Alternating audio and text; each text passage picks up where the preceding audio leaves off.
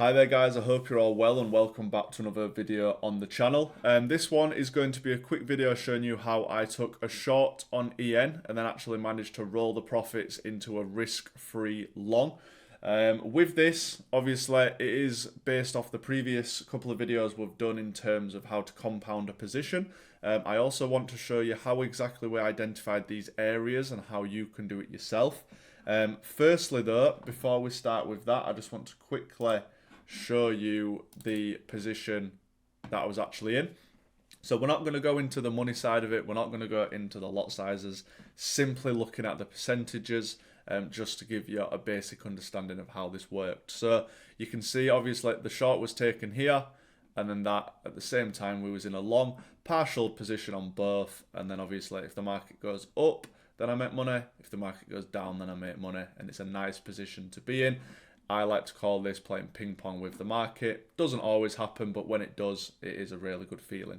Now, these trades were actually called in our group, in our trades group.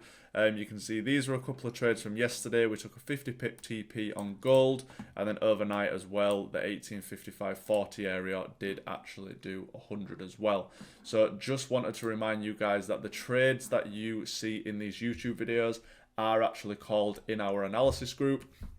If you do want some more information on that, or you do actually in fact want to join, first link in the bio will take you to the site, and then obviously you can join the group, and obviously if it works for you then great, and hopefully you can learn something along the way. So let's go into the actual analysis itself.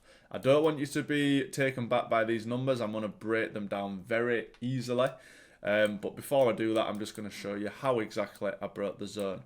I'm not going to go into the exact confluences, I'm just quickly going to show you the Fibonacci's used. So this trade here was a 50 Fibonacci, and the way my zone was obviously made is that my start of my red zone, let me just do this, the start of the red zone was in fact the first confluence, and let me just do this.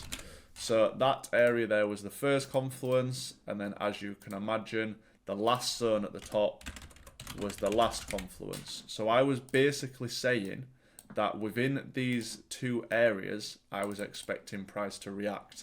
And you can see price did pretty much come up to the fib and react perfectly. So in these types of situations, the strategy that we do trade, we are actually identifying zones within the market where we expect price to react. It's all done through pending orders. There's no confirmation. There's no waiting for trades to show you certain things. We find areas in the market where we think price is going to react. And then once we've drawn them areas, we set the pending, and then we're good to go. So basically what happened with this trade here, I risked 5% on this trade because it was on my personal account. So 5% risk. So then what happens is when price reaches 1-to-1, I personally take a 75% partial. So because of that, I did bank 3.75% from this position. So then what that means is that my remaining 25% is 1-to-1. So 20 pips, because the stop loss I used on this position was 20 pips, is then the equivalent to 1.25%. So then what happened is that this position here actually ended up doing 60 pips down into the buy. So that means that this trade was running 3-to-1. So if this trade was running 3-to-1, then obviously what you're looking at is that you're looking at 1.25%, and you're going to times that by 3. So in fact, my maths here is wrong, and then the 3.75% runner. So this was running 3-to-1, meaning my runner is doing 3 times 20 pips. So 3 times 1.25% equals 3.75%, meaning when price got down to my buy area, which is what I'm going to show you here, once again, a Fibonacci. I'm not going to go into the exact confluences, but just know there was a Fibonacci there. Then this trade was running 3-to-1. So what I could do, I could risk my normal 5% risk because that's what I wanted to do, and then plus the 3.75% runner. So then what I'm going to do is change this to make that. So then what I could do, I could actually risk 8.75% on this area here. Now, because I could do that, obviously that means that my partial is then worth more. So if I'm risking 8.75%, obviously that means that my partial is then going to be 6.5%. And let me just amend this. So my partial was actually 6.5% because, as you can see, you're doing 5 plus 3.75, and then 75% of that is 6.5, which then means that your 25% runner is then worth 2.1%.